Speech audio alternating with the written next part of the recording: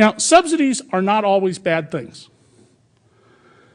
For example, I quote one of Ronald Reagan's economic advisors, Martin Feldstein, is pointing out that a subsidy for vaccines that mean that people don't get infectious diseases spread to other people or don't get certain kinds of illnesses, those are probably a good thing. Educating children, that's a subsidy to those children. When I was a child, people paid taxes for me to go to school here in California. I now pay taxes for other people to go to school. That subsidy is a good thing unless you want to live in a society of uneducated morons.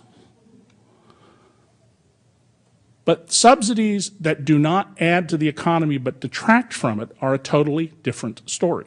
Subsidies to retail cannot add to the economy overall. All they can do is concentrate benefits in one location. One of the first chapters in my book is about the fabulously successful golf courses in Bandon Dunes, Oregon. Zagat says that 2 of the 3 best golf courses in America are located there. Those golf courses were built by a man who's a libertarian, who used his own money. He didn't go looking for a government subsidy for his golf courses. But lo and behold, he gets one. And by his calculation, the subsidy is equal to the entire payroll of his full-time staff, their salaries, their fringe benefits, and all the tips they get from the golfers. By my calculation, it's about twice that much. But in any event, there's no fundamental economic gain from this subsidy. The subsidy works this way. For years, the airport at Coos Bay, Oregon, North Bend, had 3 corporate jets a year come, year after year after year. It now gets 5,000 corporate jets a year. And after the taxpayers have spent $31 million building facilities to benefit the users of these corporate jets, they're expecting 7,000 a year, and there are plans underway to build a lot more golf courses, so the number may get much bigger than that.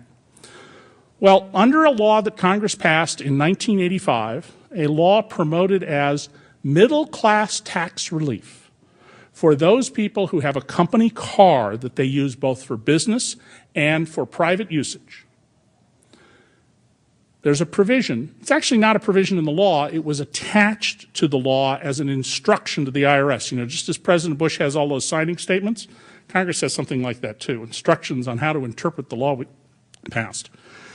It was a provision telling the IRS how to value the personal use of corporate jets by CEOs and other senior executives.